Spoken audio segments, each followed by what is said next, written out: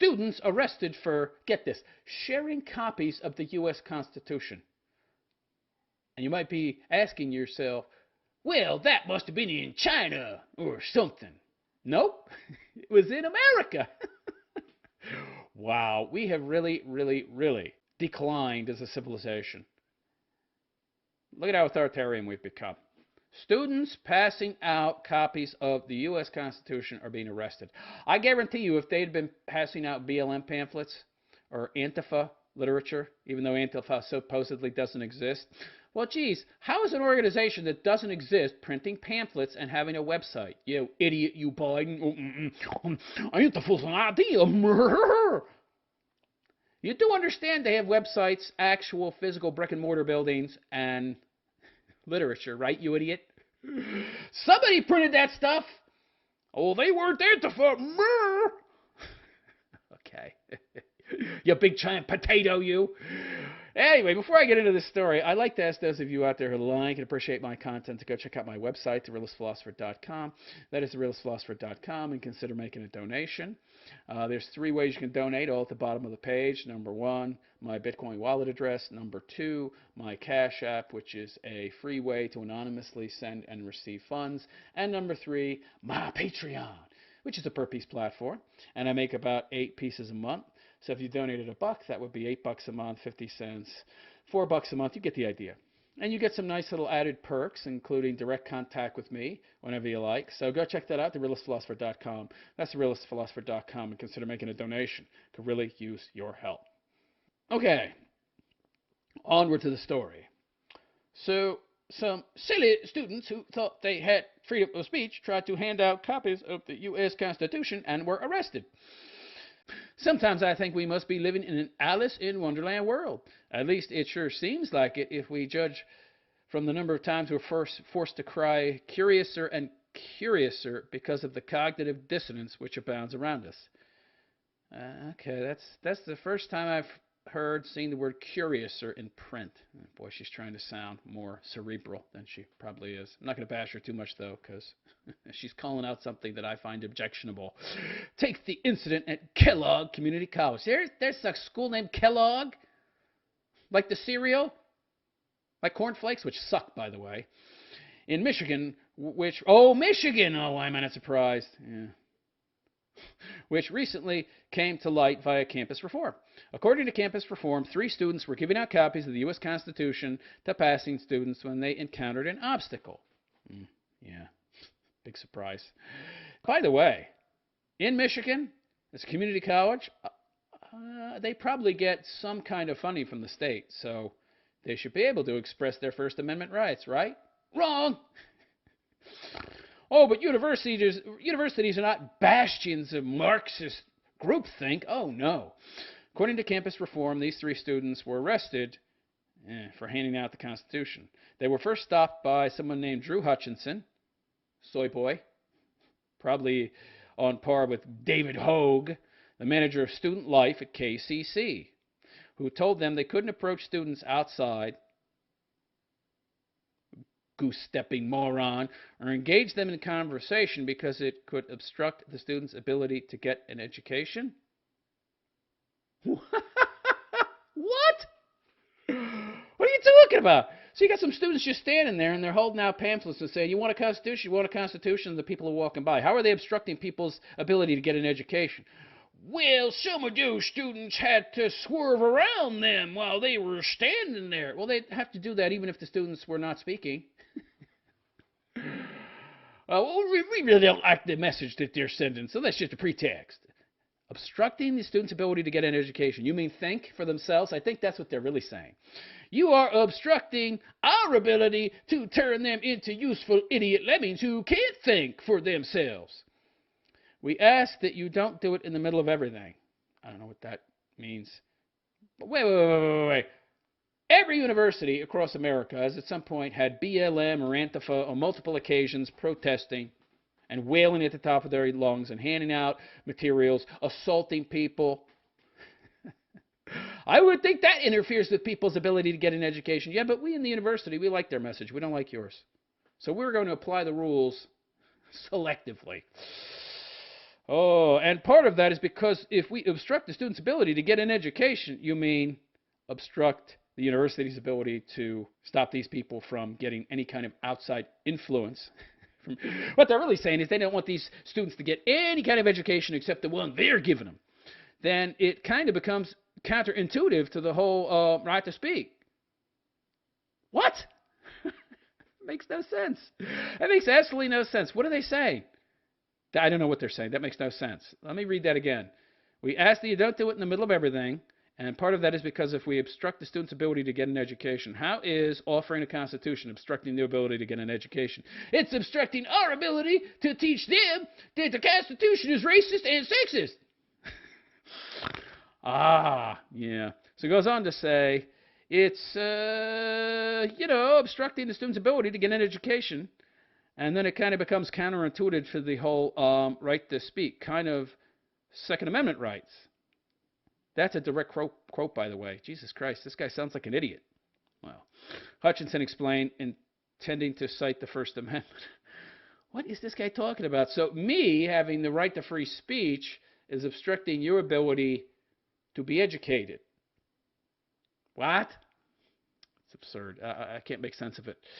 Given the fact that nearly 40% of Americans can't name a single First Amendment right, one might think that passing out copies of the Constitution was actually furthering student education instead of hindering it. Yeah, but it's not the kind of education that the university wants.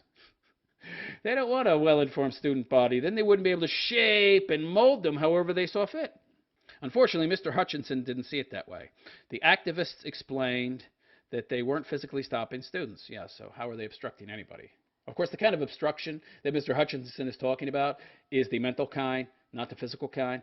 And we're allowing students to decide whether to stop and talk with student Shelley, one of the people handing out the Constitution. Gregory sounds a little Slavic, sounds Eastern European, and yet he believes in the Constitution more than students at this university. Yeah, he's probably been directly exposed to communism or had parents that were. So, he has a little more experience with socialism, communism than these students do. Yeah. Gregory stating that when we've had people who have said they're not interested, we don't go after them. Yeah. Unlike leftists who'll beat you up. Hutchinson denied that students could make the decision not to stop. Well, how do you deny that? I mean, is there any evidence that these people force students to stop? No. Then you can't deny that, you idiot. You have no evidence. Asserting that these students also don't know that they can say, see you later. Whoa, how do they not know that? Because we've taught them to be useful idiot lemmings who can't think for themselves. And they'd have to be able to think for themselves to be able to say, see you later. An option that they don't have when we indoctrinate them into our Marxist groupthink ideology.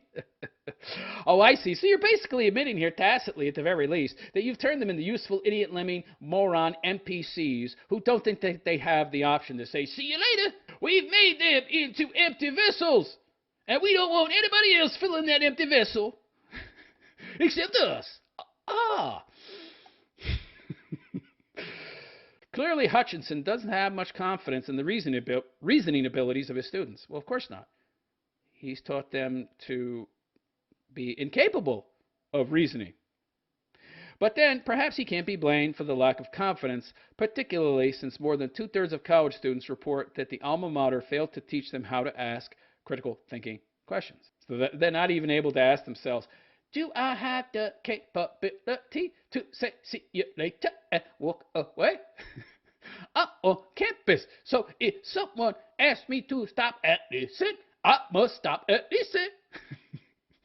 Because I don't have the capability to question if I should have to stop or not. Oh, wow. I mean, if that's the case, and it seems to be the case, things are even worse than I thought. So student Isaac Edekauskas then asked the student walking by if he likes freedom and liberty. Oh, don't you dare ask that. The student replied, sure, and stopped to talk to Edekauskas. Oh, no! No! Gotta get the PC police out and arrest these people. Oh, my God. We can't have anybody challenging our Marxist narrative, especially students. It sets a bad example. Students thinking for themselves? Oh, no. Call the cops. Get the cops in here. We're going to get these kids arrested. How dare they think for themselves and ask others to do the same? Hutchinson, however, declared that this action broke the student code of conduct. How? Well, I guess in the way that they loosely interpret reality, they can find some kind of pretext. No objective reality. It's all fluid. I can define things however I want.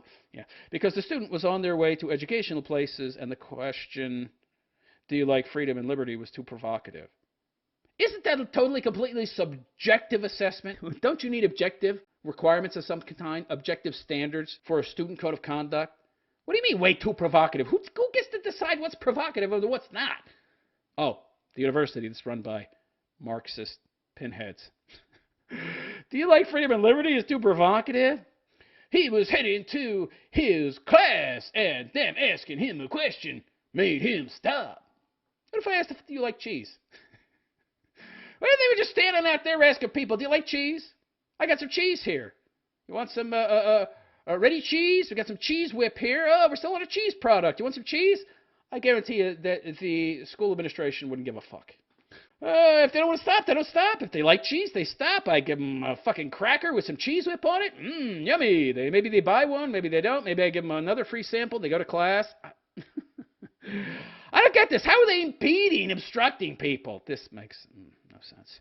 The activist and Hutchinson continued to debate school policy. You can't debate with these people, okay? You cannot. They don't care about logic and reason, okay? Until Hutchinson eventually exclaimed in exasperation that I'm digging myself into a hole here. Yeah, literally. Your policies are going to end up with you and a lot of the rest of us in holes, that's for sure. One has to give Hutchinson points for the last statement. At least he realizes how difficult it is to argue for First Amendment rights while simultaneously trampling on them. The incident concluded with Mr. Hutchinson having the students arrested. How? They're not breaking any laws. They're talking to people and saying things I don't like.